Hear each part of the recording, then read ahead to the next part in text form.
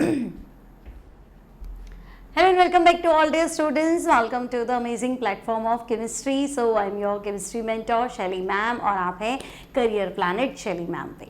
तो बच्चों general organic chemistry पिछली क्लास में मैंने आपको फंक्शनल ग्रुप की टेबल बता दी थी, क्रियात्मक समूह की सारणी है ना, फंक्शनल ग्रुप, प्रायोरिटी ऑर्डर, वरीयता क्रम। ठीक है, एक बार टेबल चेक कर लो और स्क्रीनशॉट ले लो, अभी बहुत ज़रूरत पड़ने वाली है तुम्हें। ठीक है, तो वहाँ अटक मत जाना भाई। फंक्शनल ग्रुप की टेबल मैंने डिलीट तो नहीं कर ली भाई, ये रही। ठीक है, फंक्शनल ग्रुप की टेबल है। शुरू के 3 फंक्शनल ग्रुप देखो। पहला फंक्शनल ग्रुप बच्चों मैंने आपको पढ़ाया था कार्बोक्सिलिक एसिड, दूसरा तो हम कहेंगे सल्फोनिक एसिड और तीसरा तो एनहाइड्राइड। प्रीफिक्स देख लो, सफिक्स देख लो, ओइक एसिड, सल्फोनिक एसिड है ना, चेन के अंदर बाहर। चौथा फंक्शनल ग्रुप मैंने आपको सिखाया था एस्टर, पांचवा एसिड एलाइड, छठा अमाइड। स्क्रीनशॉट ले लेना, अभी जरूरत पड़ेगी सबकी। ठीक है, फिर 7 पे मैंने याद करवाया था साइनाइड, याद करना, 7 साइनाइड, 8 आइसोसाइनाइड, 9 एल्डिहाइड और 10 कीटोन। ठीक है, फिर 11 तो भाई 11 पे अल्कोहल, 12 पे थायो अल्कोहल, 13 पे अमीनो या अमाइन और फिर 14 15 है तो डबल बॉन्ड ट्रिपल बॉन्ड। इनको एक्सक्लूड करते हैं तो 14 फंक्शनल ग्रुप है। लास्ट हमारे पास था ईथर। ठीक है, ईथर का सिर्फ सफिक्स ही प्रीफिक्स ही होता है, सफिक्स नहीं होता है, अनुलग्न नहीं होता है। ईथर को हम एल्कोक्सी लिखते हैं। ठीक, उसके बाद मैंने आपको ओइक एसिड के कुछ एग्जाम्पल्स भी करवाए थे। आज हम इसी लेक्चर को कंटिन्यू करके आगे बढ़ते हैं। ठीक है, अब देखो पिछले टर्न पे मैंने आपको बोल दिया था कि भाई क्या बोला था, तो मैंने आपको कहा था ओइक एसिड, कार्बोक्सिलिक एसिड वाले टर्म्स मैंने आपको एक्सप्लेन कर दिए थे। अब एग्जाम्पल्स कुछ और लेते हैं। देखो वापस बताती हूँ। फंक्शनल ग्रुप 1, फंक्शनल ग्रुप मतलब क्रियात्मक समूह, तो हम कहेंगे हाँ ठीक है भाई COOH ओइक एसिड होता है। श्रृंखला के अंदर आएगा तो ओइक एसिड, श्रृंखला के बाहर रहेगा तो कार्बोक्सिलिक एसिड। ठीक है, तो हम कहेंगे ठीक है भाई इसके 2 सफिक्स है, एक सफिक्स इसका ओइक अम्ल है ना बच्चा। कल पढ़ाया था ना लास्ट टर्न पे, methanoic acid, ethanoic acid, propanoic acid. एक अनुलग्न इसका ओइक एसिड है और दूसरा अनुलग्न इसका कार्बोक्सिलिक एसिड है। ठीक है भाई, एक ओइक अम्ल, एक कार्बोक्सिलिक अम्ल। अब बेटा ओइक कब लेना है, कार्बोक्सिलिक कब लेना है, तो जब तुम लंबी कार्बन श्रृंखला का चयन करते हो, जब आप लॉन्गेस्ट कार्बन चेन को सिलेक्ट करते हैं और COOH चेन के अंदर आ जाता है, इनसाइड द चेन है, श्रृंखला के अंदर है, तब तो बच्चे आप काम में लेना ओइक एसिड। अगर COOH लंबी कार्बन श्रृंखला के अंदर है तो ओइक एसिड और श्रृंखला के बाहर है तो कार्बोक्सिलिक एसिड। ठीक है, ज़्यादा से ज़्यादा फंक्शनल ग्रुप ट्राई करेंगे हम, है ना, ओइक एसिड और कार्बोक्सिलिक एसिड। अब देखो ओइक एसिड वाले एग्जाम्पल मैंने आपको लास्ट टर्न पे सिखाए थे बच्चों। अब कुछ और एग्जाम्पल्स लेते हैं। मैंने आपको कहा था कि जैसे मान लो आपके पास जो है इस तरह का कोई एग्जाम्पल आ गया, CH2 CH CH2 और यहाँ COOH है, यहाँ पे भी COOH है और ये भी COOH है। ठीक है, अब इसकी नेमिंग करो तो भाई 3 COOH है। अब 3 COOH है तो तीनों को चेन में ले लो, तो हम कहेंगे पॉसिबल नहीं है, अगर श्रृंखला यहाँ से शुरू करूँ तो यहाँ खत्म होती है, बाहर छूटता, तो इंपॉर्टेंस तो तीनों की बराबर है ना। ये कह रहा है मैं COOH हूँ तो भाई मैं भी तो COOH हूँ और मैं भी COOH हूँ, या तो तीनों को अंदर बुलाओ और नहीं तो तीनों को घर के बाहर रखो। तो हम कहेंगे तीनों को चेन में लेना तो पॉसिबल नहीं है, तो नया सिस्टम ये कहता है कि आप तीनों को ही घर के बाहर रखो, तीनों की इंपॉर्टेंस बराबर है। तो तीनों घर में तो नहीं आ सकते, तो तीनों को बाहर रख लो, कोई बात नहीं, नाराज हो गए तो तीनों एक साथ हो जाएंगे। ठीक है, तो हम कहेंगे चलो तीनों बाहर है तो लंबी श्रृंखला में 3 कार्बन है क्या बच्चों, बोलो। लंबी श्रृंखला में 3 कार्बन है तो प्रोप, सिंगल बॉन्ड के लिए एन। क्या मैंने प्रोपेन सही लिखा है, 3 कार्बन के लिए प्रोप, सिंगल बॉन्ड के लिए एन, प्रोपेन। अब देखो COH 1 नंबर पे है, 2 नंबर पे है, 3 नंबर पे है, तो प्रोपेन 1 2 3 और 3 बार होता है बेटा तो ट्राई भी तो लिखते हैं, तो हम कहेंगे हाँ प्रोपेन 1 2 3 ट्राई। COOH चेन के बाहर छूटता है तो कार्बोक्सिलिक एसिड बोलते हैं, तो प्रोपेन 1 2 3 ट्राई और आप लिखेंगे कार्बोक्सिलिक एसिड। क्या बेटा, प्रोपेन 1 2 3 ट्राई कार्बोक्सिलिक एसिड या कार्बोक्सिलिक अम्ल। क्लियर? अगर अब ये तो हुआ कि जब तुमने COH को चेन के बाहर रखा है। अब कुछ और एग्जाम्पल लेते, मान लो ऐसा कुछ होता मेरे पास CH2 COOH, CH CH2 COOH, फिर CH2 और COOH, ऐसा कुछ है। अब मैं सोचूं कि तीनों को बाहर रखूं, है ना, तो तीनों को बाहर रखूं तो देखो चेन तो 3 की है, ये तो अलग ही चेन के साथ जा रहा है, तो बाहर रखने से कोई फायदा नहीं है ना। अगर मैं ये ले लूं ऐसे, यहाँ से लेके यहाँ तक ले लूँगी तो कार्बन चेन ही दूर और थोड़ा दूर चला गया, तो फिर मैं यहाँ क्या करूँगी कि ज़्यादा से ज़्यादा फंक्शनल ग्रुप को अंदर लेने की कोशिश करूँगी। भाई 2 तो आ रहे हैं ना, 2 आ रहे हैं तो क्यों चेन ही बदल दी इसने, तो ठीक है, तो श्रृंखला ही बदल दी ना, तो अब हम कहेंगे वहाँ चलो ठीक है बाहर रहने दो, ऐसे। क्लियर? अब जो चेन में आ गया उसका अनुलग्न, और जो चेन के बाहर छूट गया उसका पूर्व लग्न, तो हम कहेंगे ठीक है भाई देखो ये 1 2 3 4 5, तो भाई लॉन्ग चेन में 5 कार्बन है, तो बोलो 5 कार्बन के लिए पेंट लिखोगे, लॉन्ग चेन में 5 कार्बन है तो पेंट लिखोगे, सिंगल बॉन्ड के लिए ए लिखोगे पेंटेन। COH का अनुलग्न ओइक एसिड 2 बार है 1 और 5 पे, तो पेंटेन 1,5 डाइओइक एसिड। लेकिन इसका क्या करें, तो कार्बोक्सी तो है ही, लेकिन इस कार्बन को क्या पढ़ेंगे, इसको पढ़ेंगे मिथाइल या मैथिल। तो भाई मान लो ये COH नहीं होता तो ये मैथिल है, और ये COH है तो ये कार्बोक्सी मैथिल है, तो इसकी नेमिंग होगी बेटा 3 पे कार्बोक्सी मैथिल। समझे ना क्यों, मैथिल तो था ही लेकिन मैथिल के साथ COH भी, तो 3 पे कार्बोक्सी मैथिल। ठीक है, कार्बोक्सी मैथिल। लॉन्ग चेन में 5 कार्बन है तो फिर आप लिखो पेंटेन। क्या बेटा, लंबी श्रृंखला में 5 कार्बन है तो आप लिखो पेंटेन। ओइक एसिड कहाँ कहाँ पे है, तो हम कहेंगे 1 नंबर पे है, 5 नंबर पे है, तो pentane die oic acid, pentane die oic अम्ल या ओइक एसिड। बोलो clear? 3 carboxy Maithil pentane 1,5 die oic acid. यहाँ तक की बात क्लियर है? आगे बढ़े, दोनों COH के एग्जाम्पल क्लियर और देखते हैं। देखो इस टाइप का एग्जाम्पल मैंने आपको कराया था शायद। देखो मान लो ये COOH है ना, और यहाँ पे भी है COH। अब यहाँ तुम 2 केस में फंसते हो कि पेरेंट चेन किसको दूं, जिसके पास क्रियात्मक समूह होता है, तो मैं कहूँ क्रियात्मक समूह तो इधर भी है इधर भी, तो जो ज़्यादा इंपॉर्टेंट होता है तो हम कहेंगे लो दोनों सेम ही। अब तो भाई जो बड़ी है उसको ले लो, है ना, जो लंबी श्रृंखला है जिसके पास कार्बन की चेन लंबी है उसको पेरेंट चेन ले लो, तो मैं कहूँगी लॉन्ग चेन तो ये है भाई 6 कार्बन की, तो इसको 1, इसको 2, इसको 3। ठीक है, अब क्या वापस इसको कार्बोक्सी मैथिल पढ़ लूँ, क्योंकि ये तो पेरेंट चेन है मुख्य श्रृंखला, तो मुख्य श्रृंखला यानी इसका अनुलग्न, इसका पूर्व लग्न, तो पूर्व लग्न तो कार्बोक्सी है और साथ में मैथिल फंस गया, तो हम कहेंगे 3 पे क्या है कार्बोक्सी, तो 3 कार्बोक्सी। COH को पढ़ेंगे बेटा मैथिल, तो 3 कार्बोक्सी मैथिल। लंबी श्रृंखला 6 कार्बन बंद, तो क्या साइक्लोहेक्सेन लिखूं, लंबी श्रृंखला में 6 कार्बन बंद है तो साइक्लोहेक्सेन, और COH का अनुलग्न है बच्चे कार्बोक्सिलिक अम्ल, तो साइक्लोहेक्सेन कार्बोक्सिलिक अम्ल। ठीक है, ये आपका थर्ड एग्जाम्पल क्लियर है। कार्बोक्सी कब यूज करना है, ओइक एसिड कब यूज करना है, कार्बोक्सिलिक एसिड कब यूज करना है। कार्बोक्सिलिक क्यों लिखा, क्योंकि लॉन्ग चेन तो तुमने साइक्लोहेक्सेन बोल दिया, तो ये तो बाहर छूट गया था ना, इसलिए। एक और एग्जाम्पल देती हूँ, देखो वहां से और क्लियर होगा। मान लो कि मैंने कुछ ऐसा बनाया, यहाँ पे COH, लेकिन मेरे पास ये ऐसा उदाहरण है,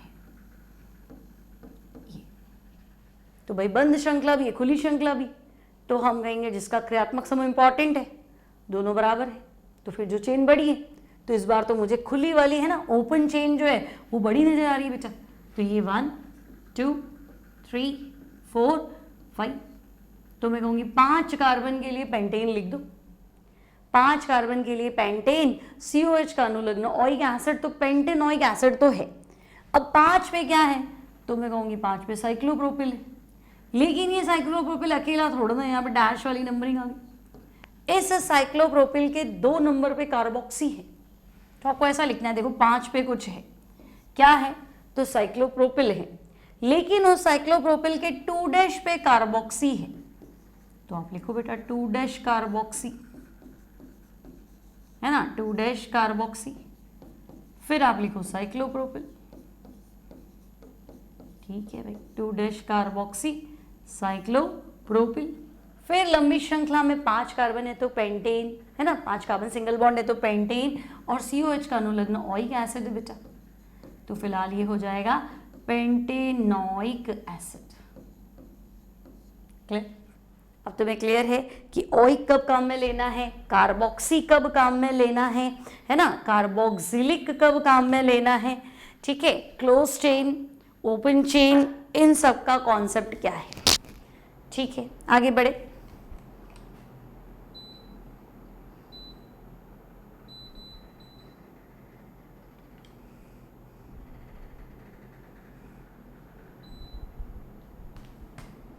क्लियर?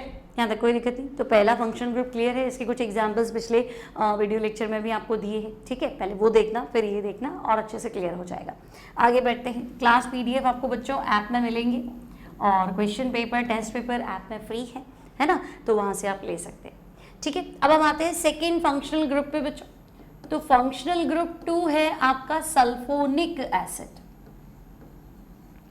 क्या बेटा, functional group 2 second functional group है सल्फोनिक एसिड, सल्फोनिक अम्ल, और आप इसे लिख सकते हैं SO3H। ठीक है, अब इसके अनुलग्न का कोई टेंशन ही नहीं है भाई, ये सल्फोनिक एसिड ही लिखना है, तो आपको ऐसे पढ़ना है, देखो RSO3H, है ना, सल्फोनिक एसिड, और R मतलब लंबी कार्बन श्रृंखला, और सिंगल बॉन्ड मतलब एल्केन। सिंगल बॉन्ड वाला कार्बन क्या होता है, एल्केन, तो हम कहेंगे ठीक है एल्केन हो गया, है ना, तो एल्केन सल्फोनिक एसिड। ठीक है, एल्केन सल्फोनिक एसिड, है ना। अब नाम बनाते जाओ फटाफट। पहला मैंने लिखा CH3SO3H, देखो क्या आया दिमाग में, एल्केन सल्फोनिक एसिड के हिसाब से लिखना है। तो पहला कौन सा, एल्केन सल्फोनिक एसिड, फिर दूसरा देखो, है ना, एल्केन 1 कार्बन के लिए क्या आता है, 2 कार्बन के लिए क्या आता है, 3 कार्बन के लिए क्या आता है, सिंगल बॉन्ड के लिए क्या है ना। पोजीशन भी चेक करो, 1 नंबर पे है तो बताने की जरूरत नहीं है कि 1 है, लेकिन 1 नंबर के अलावा कहीं पे है तो भाई बताओ उसको, है ना बेटा, फिर तो आपको बताना पड़ेगा। ठीक है, ध्यान से देखो क्या है ये, ब्यूटेन है कि इथेन है, चेक करो 5वां, और फिर मुझे जवाब देते चलना है। इसके मैच हो जाए तो कमेंट बॉक्स में लिख के बताना भाई मेरे सारे नाम सही है, और गलत है तो अपनी गलती पकड़ो, कहाँ दिक्कत कर रहे हो देखो। ठीक है, फटाफट इनकी नंबरिंग बताओ, जल्दी करो। पहला एल्केन सल्फोनिक एसिड लिखना है बच्चों, एल्केन सल्फोनिक एसिड, तो बोलो पहले का नाम क्या लिखा, 1 कार्बन वाला एल्केन, क्या होता है भाई 1 कार्बन, एल्क में मैथ, सिंगल बॉन्ड के लिए एन, तो क्या तुमने यहाँ लिखा मैथेन सल्फोनिक अम्ल, चेक करो। क्या बच्चों फटाफट देखो, क्या पहले का नाम आपने लिखा मैथेन सल्फोनिक अम्ल, मीथेन सल्फोनिक एसिड, दूसरा बताओ, दूसरे में लंबी श्रृंखला कितने कार्बन की है, 2 नंबर 2 की, और ये 1 नंबर और 2 नंबर, तो 2 नंबर के लिए एथ, सिंगल बॉन्ड के लिए एन, तो बच्चे ये एथेन हो गया, एथेन सल्फोनिक अम्ल, चेक करो फटाफट, एथेन सल्फोनिक अम्ल, पहला मैथेन, दूसरा एथेन, तीसरा देखो लंबी श्रृंखला कितने कार्बन की है, मैथ एथ प्रोप, है कि नहीं, क्या बेटा, मैथ एथ प्रोप, तो प्रोपेन हो जाएगा, प्रोपेन, SO3H का सफिक्स हो जाएगा sulphonic acid, propane sulphonic acid, propane sulphonic अम्ल। क्लियर है। चौथा देखो, चौथा लंबी श्रृंखला 3 कार्बन की है, 1 2 3, 3 कार्बन के लिए प्रोप, सिंगल बॉन्ड के लिए एन, प्रोपेन। सल्फोनिक एसिड ही लिखोगे कि 2 सल्फोनिक एसिड, फर्क समझ में आया ना? वो प्रोपेन सल्फोनिक एसिड 1 पे है, ये प्रोपेन सल्फोनिक एसिड 2 पे है। तो बच्चे आपको उसको ऐसे लिखना है, propane 2 sulphonic acid, propane 2 sulphonic अम्ल। बोलो, प्रोपेन 2 सल्फोनिक अम्ल। वहां देखो 2 कार्बन सिंगल बॉन्ड, तो 2 कार्बन के लिए एथ, सिंगल बॉन्ड के लिए एन, एथेन। और 1,2 डाई सल्फोनिक अम्ल लिखा कि नहीं? है ना? ब्यूटेन तो नहीं कर दिया, सल्फर है वो, कार्बन मान के चेन में तो नहीं ले लिया। आधे बच्चे तो यही गलती कर लेते हैं, ब्यूटेन सल्फोनिक एसिड या डाई सल्फोनिक एसिड। तो भाई ब्यूटेन कैसे हुआ? कार्बन तो 2 ही है ना, SO3H तो श्रृंखला के बाहर रहेगा, ठीक है ना? इस क्रियात्मक समूह में कार्बन थोड़ा है, ये तो हमेशा ही आउट ऑफ द चेन रहेगा। सल्फोनिक एसिड मैंने आपको कहा था ना, श्रृंखला के बाहर। क्यों? क्योंकि इसमें कार्बन तो है ही नहीं, है ना? अब 6th में जाओ, 6th में क्या होगा? तो हम कहेंगे लंबी श्रृंखला तो हमें 3 कार्बन की दिख रही है भाई, ठीक है ना? 1 2 3। तो बच्चों 3 कार्बन के लिए प्रोप, सिंगल बॉन्ड के लिए एन, तो प्रोपेन लिख देते हैं, प्रोपेन। फिर 1 2 3, 3 बार है तो ट्राई लिखो भाई, प्रोपेन 1 2 3 ट्राई। और सल्फोनिक अम्ल, बोलो, प्रोपेन 1 2 3 ट्राई सल्फोनिक अम्ल। क्लियर है? 6th वाला एग्जाम्पल क्लियर है? और देखते हैं, और एग्जाम्पल्स करो, थोड़ा और प्रैक्टिस होएगा, है ना? अब पहले मैं कंपाउंड लिख रही हूँ, आप नाम लिखना शुरू करो इसका। ये मैंने लिखा है, देखो ऐसा क्या बनाया, ये ट्राइंगल है, 3 कार्बन बंद श्रृंखला। क्या पढ़ोगे इसको? फिर इसको क्या पढ़ोगे? 6 कार्बन बंद श्रृंखला। मैच करो, क्या नाम लिख रहे हो बताओ, ठीक है? अब ये ऐसे लिखा, इसका मतलब कनेक्शन H से नहीं है, कनेक्शन सल्फर से ही है ना? टेंशन मत पालना उसका।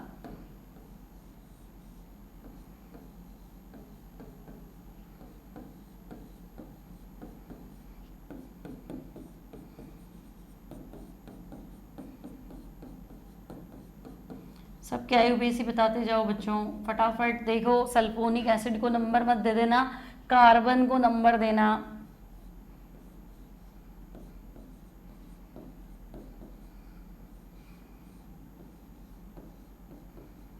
हम्म, 12 एग्जाम्पल्स देखो। पहला क्या लिखा फर्स्ट का बताओ। सबसे पहले देखो कार्बन श्रृंखला, कितने कार्बन है? 3 कार्बन है तो प्रोपेन, लेकिन बंद है तो साइक्लोप्रोपेन। तुम गए यहाँ, ठीक है भाई, साइक्लोप्रोपेन लिखा सबसे पहले। फिर देखो साइक्लोप्रोपेन अकेला क्रियात्मक समूह है तो सफिक्स ही तो आएगा, अनुलग्न ही तो आएगा। तो हम कहेंगे हाँ ठीक है, साइक्लोप्रोपेन सल्फोनिक अम्ल। ठीक है बच्चों, साइक्लोप्रोपेन सल्फोनिक अम्ल। इसका देखो जल्दी से, 4 carbon close chain, 4 carbon but, single bond ene, लेकिन बंद है तो साइक्लोब्यूटेन। ठीक है, तो मैं जगह बचाने के लिए थोड़ा इंग्लिश में लिख देती हूँ उसको, साइक्लोब्यूटेन। SO3H का सफिक्स है बच्चों सल्फोनिक एसिड, तो साइक्लोब्यूटेन सल्फोनिक एसिड। नेक्स्ट देखो, नेक्स्ट क्या है तो हम कहेंगे तो साइक्लोहेक्सेन है। अब देखो इसको नंबर 1 दो, है ना, SO3H कहीं से भी दे दो, नंबरिंग सब बराबर ही चल रहे हैं। ये 4, ये 5 और ये 6, तो बंद श्रृंखला है साइक्लो। क्या बच्चों, बंद श्रृंखला है साइक्लो, 6 कार्बन है हेक्स। क्लियर है ना, समझ में आ रहा है ना बराबर। बंद श्रृंखला है cyclo, 6 carbon hex, single bond है एन, तो साइक्लोहेक्सेन तो लिखना ही। अब सल्फोनिक एसिड लिखना है ना, और सल्फोनिक एसिड 3 बार है तो ट्राई सल्फोनिक एसिड। पर ट्राई तो नाम ऐसा लिखो कि मैं नाम बोल जाऊं तो तुम उसकी स्ट्रक्चर बना पाओ। तो ट्राई सल्फोनिक एसिड तो मुझे क्या पता है 1 2 3 है कि 1 3 5 है कि 1 2 5 है, कैसे पता चलेगा। तो हम कहेंगे अच्छा नंबर भी मेंशन करना पड़ेगा। तो बिल्कुल भाई, सबसे पहले लिखेंगे साइक्लोहेक्सेन, है कि नहीं। सबसे पहले आप लिखो साइक्लोहेक्सेन। अब देखो सल्फोनिक एसिड कहाँ कहाँ पे है, तो 1 3 5, तो साइक्लोहेक्सेन 1 3 5, 3 बार है तो ट्राई लिखो बेटा, है ना, 3 बार है तो ट्राई लिखो, तो 135 ट्राई सल्फोनिक अम्ल। समझ में आ गया, साइक्लोहेक्सेन 135, तो 135 ट्राई सल्फोनिक अम्ल। ठीक है, अब नेक्स्ट 10वां एग्जाम्पल। अब इसमें मेरे पास 2 चीजें हैं बेटा, है ना, मेरे पास COH भी है, SO3H भी, तो ये अधिक वरीयता वाला क्रियात्मक समूह है, मोर प्रायर, अधिक वरीयता। सोचो, मैंने वरीयता श्रेणी लिखाई थी ना, नंबर 1 COH था, नंबर 2 सल्फोनिक एसिड था, तो भी इसकी वरीयता तो कम है। अब जिसकी वरीयता ज्यादा है उसका तो सफिक्स लगाना पड़ता है, नियम है हमारा, और कम वरीयता है तो प्रीफिक्स। नई नियम लिखा हुआ है तो लिखो, मैं बोल रही हूं मेरे साथ लिखो।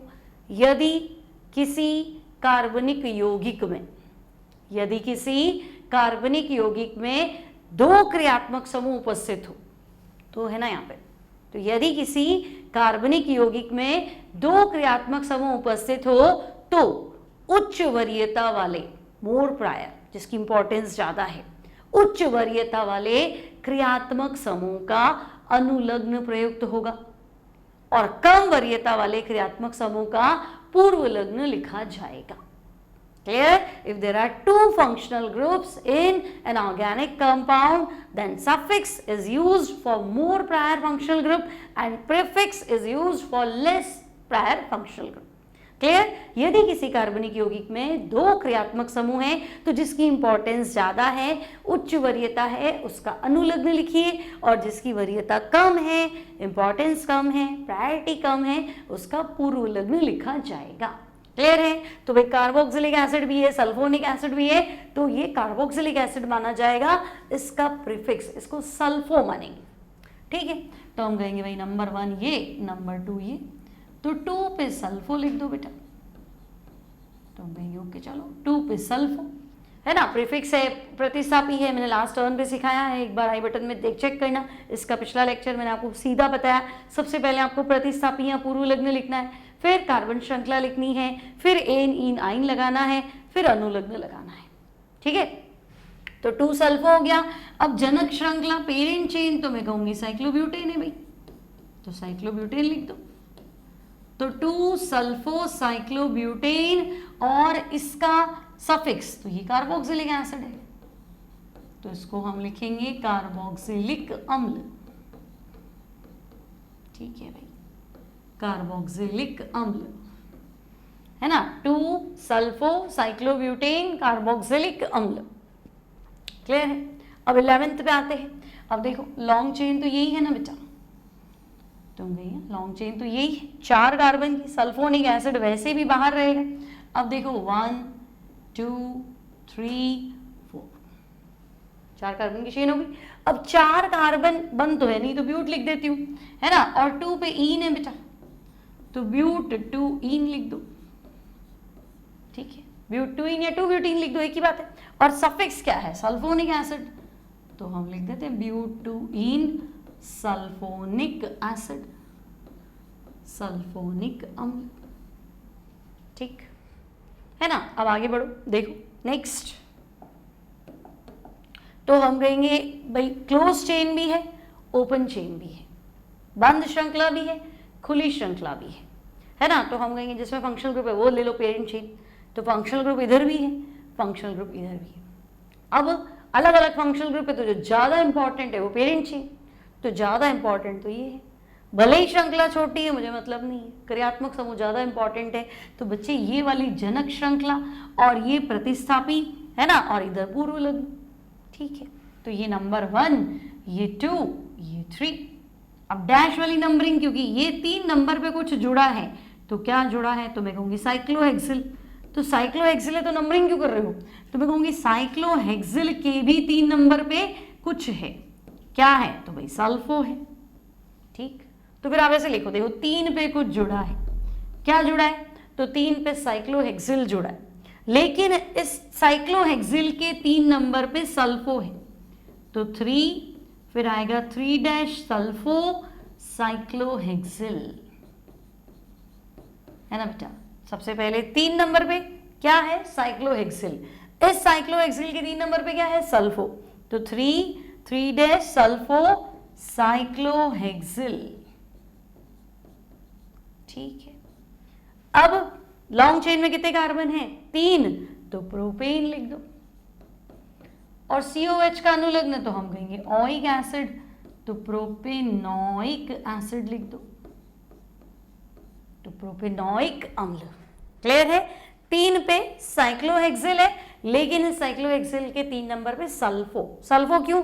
क्योंकि इसका अनुलग्न तो इसका पूर्वलग्न, दो सफिक्स तो लगा नहीं सकते, जैसे सरनेम दो नहीं लगेंगे वैसे ही इसका सफिक्स इसका प्रीफिक्स, तो sulpho cyclohexyl propanoic acid. Clear है यहाँ तक? तो ये सल्फोनिक एसिड वाला क्लियर। तो पहला COH सिखा दिया, सल्फोनिक एसिड सिखा दिया। अब हम लेते हैं एनहाइड्राइड, थर्ड फंक्शनल ग्रुप, छोटा सा है, फटाफट थर्ड लिखेंगे आप, एनहाइड्राइड।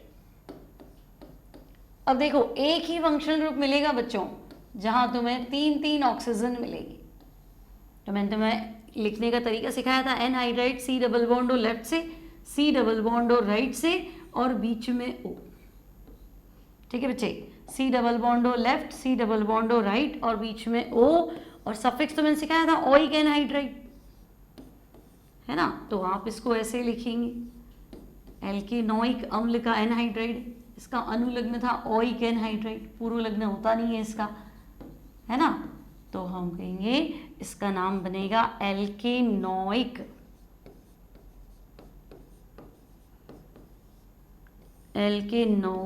एनहाइड्राइड।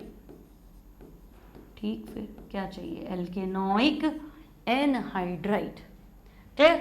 अब इसकी नंबरिंग करते हैं या नेमिंग करते हैं। देखो फर्स्ट एग्जाम्पल मैंने आपको ये दे दिया, एक सिखा देती हूँ फिर अपने आप करना। ठीक है, अब देखो हमारा तो नियम था select the longest chain of carbon atom, लंबी कार्बन श्रृंखला का चयन करो। अब चयन क्या करिए, ऑक्सीजन आ रही है हमारी तो श्रृंखला टूट जाती। तो आप सेंटर वाला ऑक्सीजन पकड़ लो और लेफ्ट और राइट के कार्बन गिन लो।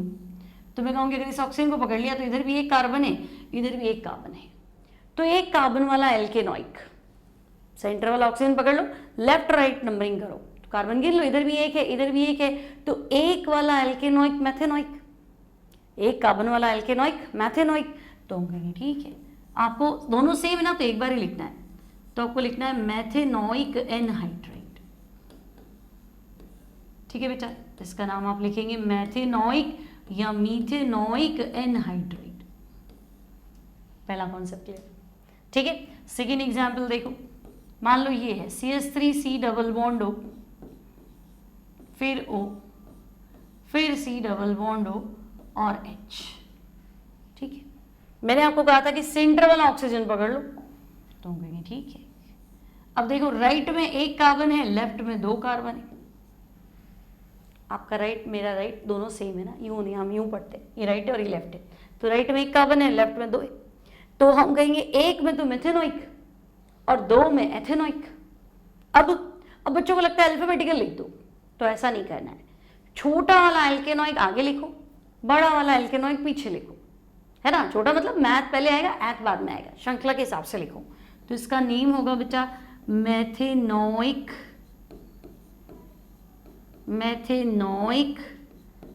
Ethanoic anhydride.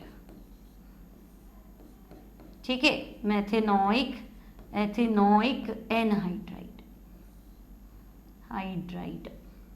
ठीक है, मीथेनोइक इथेनोइक एनहाइड्राइड। क्लियर?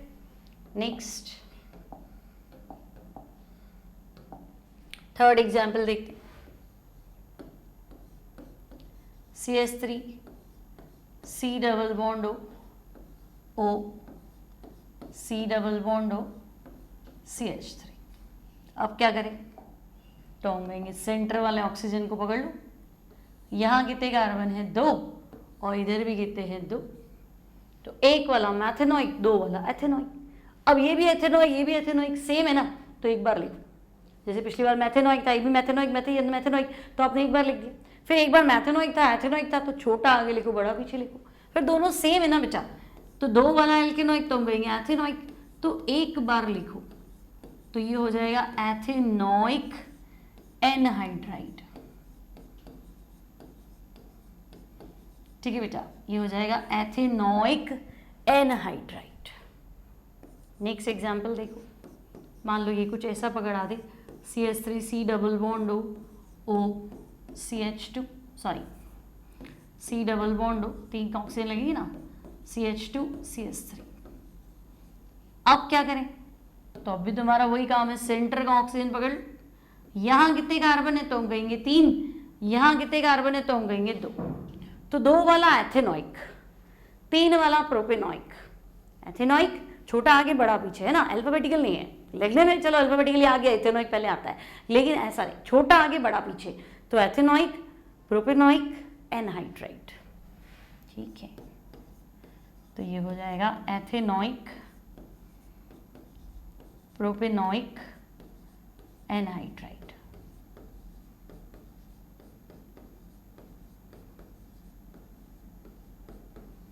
ठीक है, इथेनोइक प्रोपेनोइक एनहाइड्राइड। नेक्स्ट, अगर आपको ऐसा कुछ मिला, benzene C double bond O, then O, then C double bond O और बेंजीन।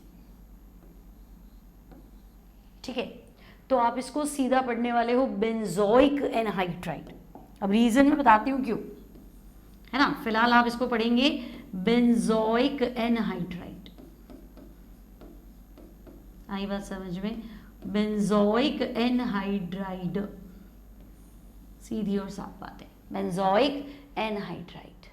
ठीक है, अब क्यों बोल रहे हैं ऐसा, तो देखो बेटा, ये RCOH है ना, ये एल्केनोइक एसिड है। अगर मैं 2 एल्केनोइक एसिड ले लूँ, थोड़ा और तरीके से लिखते हो, देखो RCOOH, RC double bond OH, और फिर वही हो गया RC डबल बॉन्ड OH। अगर मेरे पास 2 एल्केनोइक एसिड है और मैं इसमें से वाटर माइनस करूं, है ना, तो मेरे को मिल क्या रहा है, देखो RC डबल बॉन्ड ऊपर हो गया, RC डबल बॉन्ड नीचे हो गया, और ऑक्सीजन बीच में हो गया। यही तो है, तो एनहाइड्राइड यही तो है। तो अगर ये एल्केनोइक अम्ल है ना, ये एल्केनोइक अम्ल है, तो 2 अम्ल के अणुओं में से वाटर निकालें तो एनहाइड्राइड बनता है, तो ये एल्केनोइक अम्ल का एनहाइड्राइड है। तो मैंने, हाँ भाई बात तो सही, ये एल्केनोइक अम्ल का एनहाइड्राइड है, इसलिए ये है एल्केनोइक एनहाइड्राइड। ठीक है, एल्केनोइक एनहाइड्राइड, बात समझ में आ रही है। तो फिर वो बेंजोइक एसिड का एनहाइड्राइड होगा, इसलिए बेंजोइक एनहाइड्राइड, है ना, एसिटिक एसिड का एनहाइड्राइड होता है तो एसिटिक एनहाइड्राइड। पर प्रॉब्लम क्या है, एसिटिक एनहाइड्राइड, फॉर्मिक एनहाइड्राइड या फॉर्मिक एसिटिक एनहाइड्राइड, ये कॉमन नेम है। IUPAC लिखनी है ना, तो IUPAC में एल्केनोइक एसिड लिखते हैं, लेकिन बेंजोइक एसिड को तो बेंजोइक ही लिखते हैं, तो वो चलेगा बेंजोइक एनहाइड्राइड।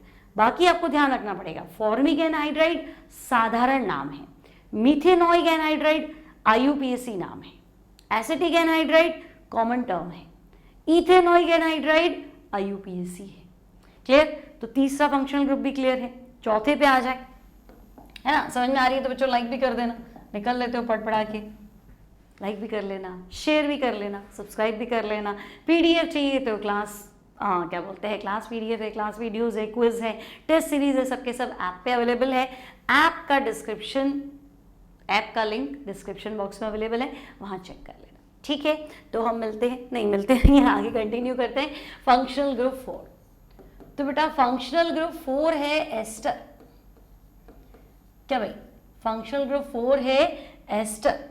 कार्बोक्सिलिक अम्ल जो हमारा COOH था, उसके बाद हमने H हटा के R कर दिया, सिंपल तो हमें ये लिखना है एस्टर, COOR। तो भाई ये ओइक एसिड था ना, COOH क्या था, ओइक एसिड। फिलहाल ये COO है तो इसको हम बोलेंगे OAT।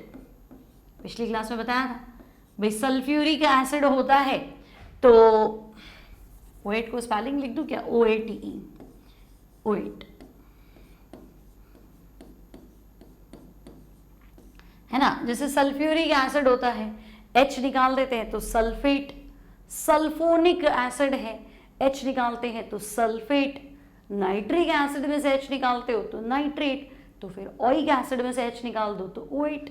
और ये R है ना बेटा, इसको एल्किल पढ़ेंगे, तो इसको लिखना है एल्किल, उसको लिखना है OAT।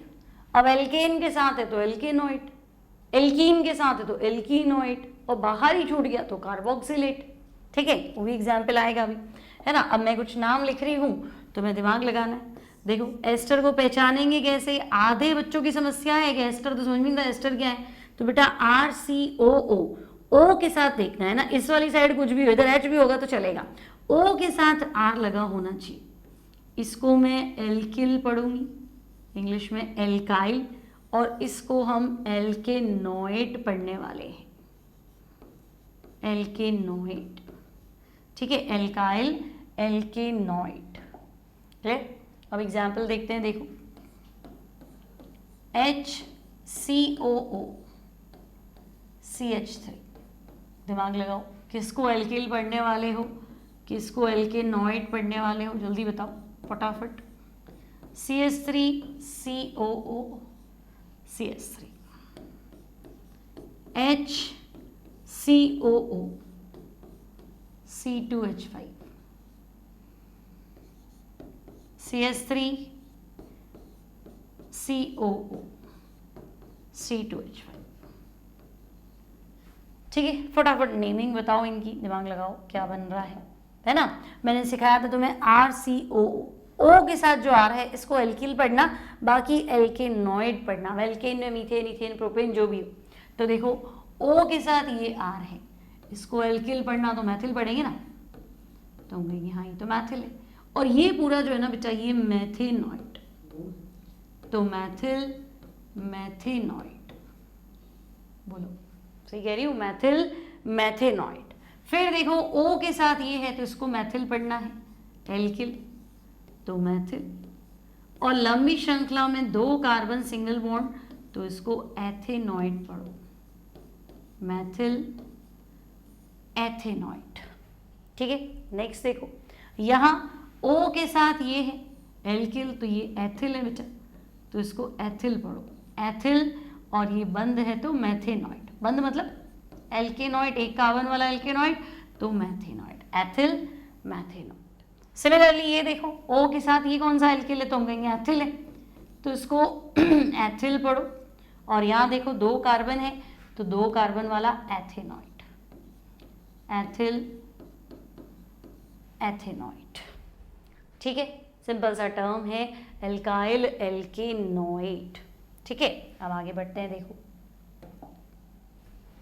मान लो आपको कुछ इस तरह का एग्जाम्पल दिया, CH3 CH2 COO CH3। अब दिमाग लगाओ, अब क्या करने वाले हो, है ना, एल्किल एल्केनोइट में पकड़ना है इसको, एल्किल एल्केनोइट।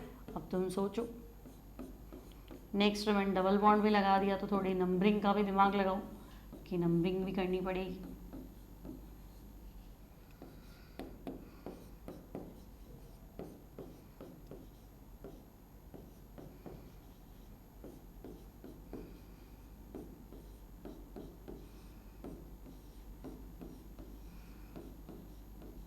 इधर भी दिमाग लगाओ, 7th में क्या करोगे।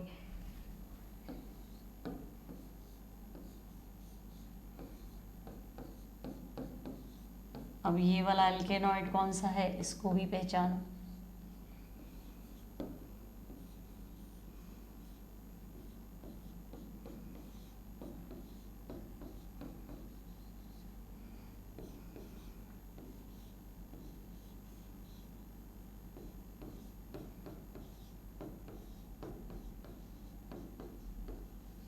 जल्दी से नाम बताओ, दिमाग लगाओ फटाफट।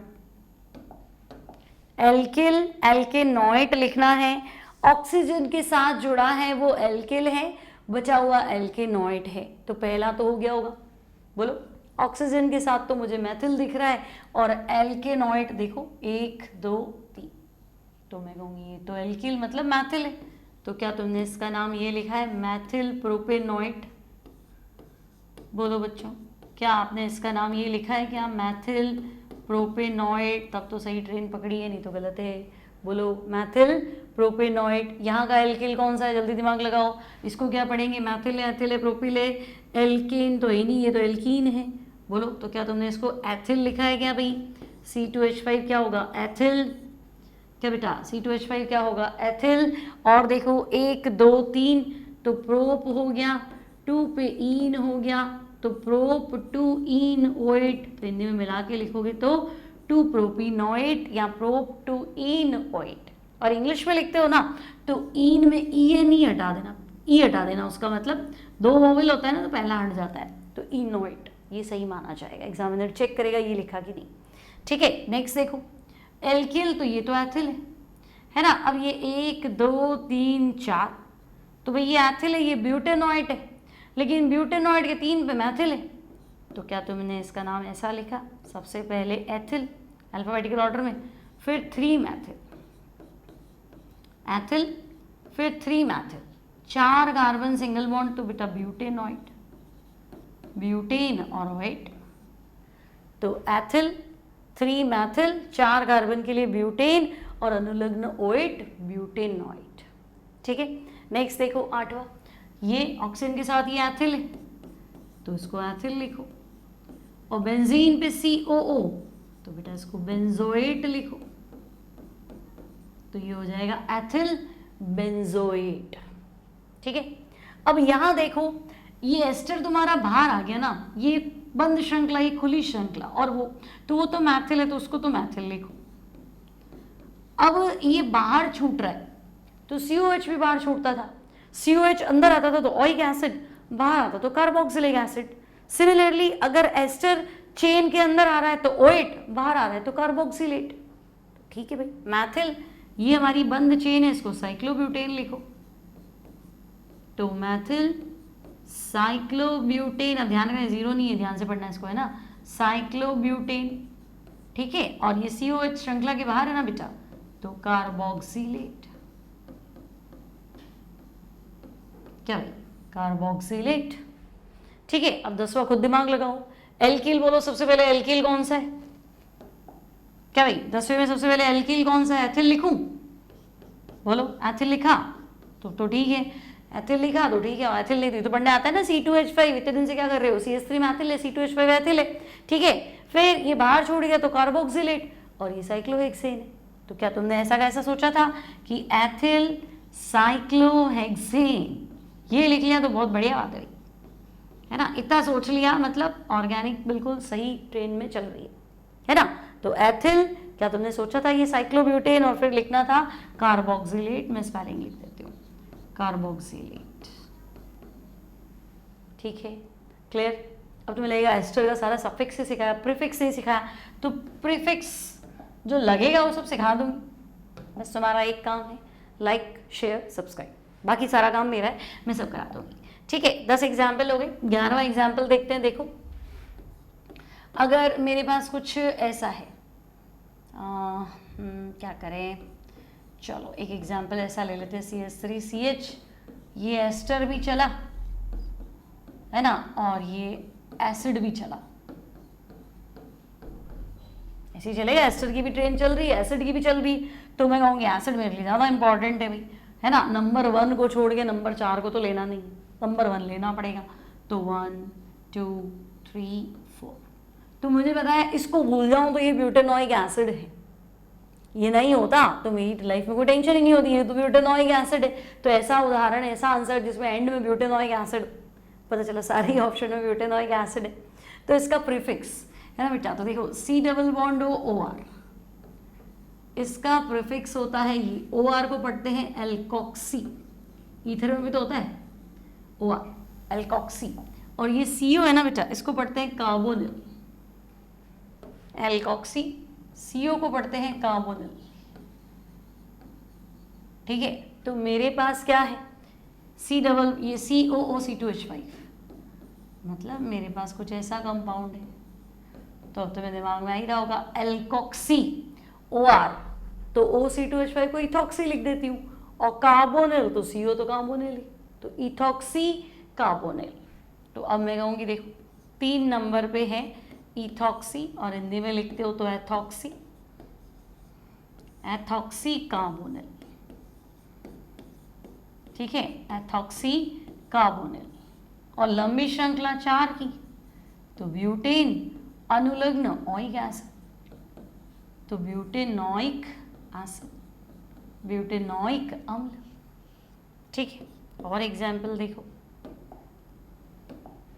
मान लो कि हमारे पास ये कुछ ऐसा है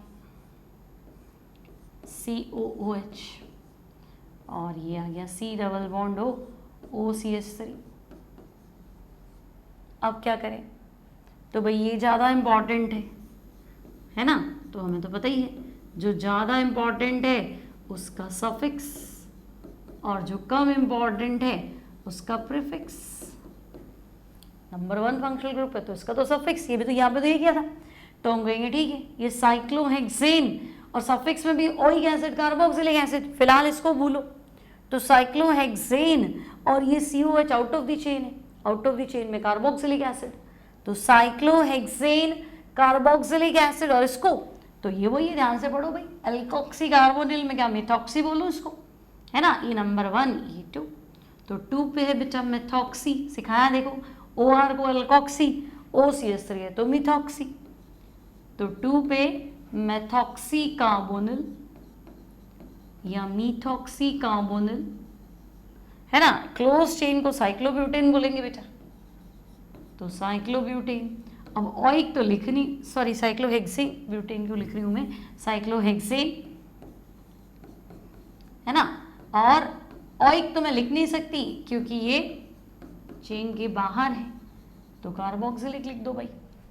तो 2 methoxy carbonyl cyclohexane carboxylic acid, ठीक है। तो 4 फंक्शनल ग्रुप सिखा दिए, पहला ऑइक एसिड कार्बोक्सिलिक एसिड COOH, दूसरा SO3H सल्फोनिक एसिड, तीसरा एनहाइड्राइड और चौथा एस्टर। बहुत मेहनत लगती है एक वीडियो तैयार करने में, पढ़ाने में, अपलोड करने में, थंबनेल बनाने में, है ना, एक्स्ट्रा ऑर्डिनरी एफर्ट्स लगते हैं। तो उस एफर्ट्स के लिए आप क्या कर सकते हैं, अगर आप यहाँ तक पढ़ रहे हैं यानी आपको सब कुछ अच्छे से समझ में आ रहा है, ट्यूशन आने जाने का समय बचता है ना, ट्यूशन फीस बच जाती है, कोचिंग फीस बच जाती है, plus direct line to line जब पढ़ना जाए, रात के 2 बजे भी पढ़ना हो या सुबह 4 बजे पढ़ना हो, है ना, लेट नाइट वाले बच्चे हैं या जल्दी उठ के बच्चे पढ़ने वाले हैं, तो दोनों ही टाइम में आपको ये सर्विस अवेलेबल होती है। तो आप बदले में लाइक कर सकते हैं, कमेंट कर सकते हैं, शेयर कर सकते हैं और सब्सक्राइब कर सकते हैं। ये सारी चीज़ें हमें हेल्प करती हैं ग्रो करने में, आगे बढ़ने में, ठीक है। तो आई होप इतनी मदद आप मेरी और जिनसे भी पढ़ते हैं उन सबकी ज़रूर करें, ठीक है। तो मैं मिलती हूँ नेक्स्ट टाइम। मेरा नाम शैली गुरवानी, चैनल करियर प्लैनेट, और इसी क्लास को कंटिन्यू करेंगे next time. Till then keep studying, keep watching and bye bye.